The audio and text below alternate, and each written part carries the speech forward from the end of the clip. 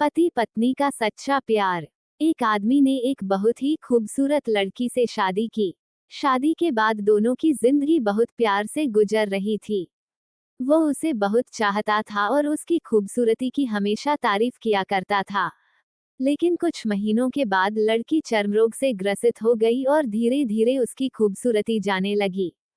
खुद को इस तरह देख उसके मन में डर समाने लगा कि यदि वो बदसूरत हो गई तो उसका पति उससे नफरत करने लगेगा और वो उसकी नफरत बर्दाश्त नहीं कर पाएगी। इस बीच एक दिन पति को किसी काम से शहर से बाहर जाना पड़ा।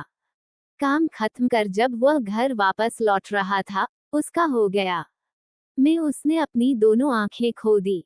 लेकिन इसके बावजूद भी उन दोनों की जिंदगी सामान्य तरीके से आगे बढ़ती रही। समय गुजरता रहा और अपने चर्मरोग के कारण लड़की ने अपनी खूबसूरती पूरी तरह गंवा दी। वह बदसूरत हो गई, लेकिन अंधे पति को इस बारे में कुछ भी पता नहीं था। इसलिए इसका उनके खुशहाल विवाहित जीवन पर कोई प्रभाव नहीं पड़ा। वो उसे उसी तरह प्यार करता रहा। एक दिन उस लड़की की मौत हो गई। पति अब अकेला हो गया था। वो बहुत दुखी था। वो उस शहर को छोड़कर जाना चाहता था। उसने अंतिम संस्कार की सारी क्रियाविधि पूर्ण की और शहर छोड़कर जाने लगा।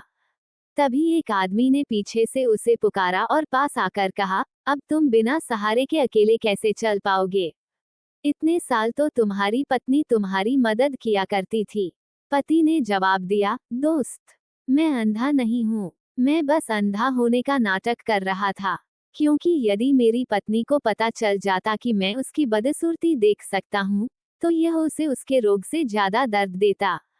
इसलिए मैंने इतने साल अंधे होने का दिखावा किया। वो बहुत अच्छी पत्नी थी। मैं बस उसे खुश रखना चाहता था। खुश रहने के लिए हमें भी एक दूसरे की कमियों के प्रति आंखें बंद कर लेनी चाहिए और उन कमियों को नजरअंदाज कर देना चाहिए। ऐसी कहानी सुनाने के लिए लाइक, शेयर और सब्सक्राइब करें।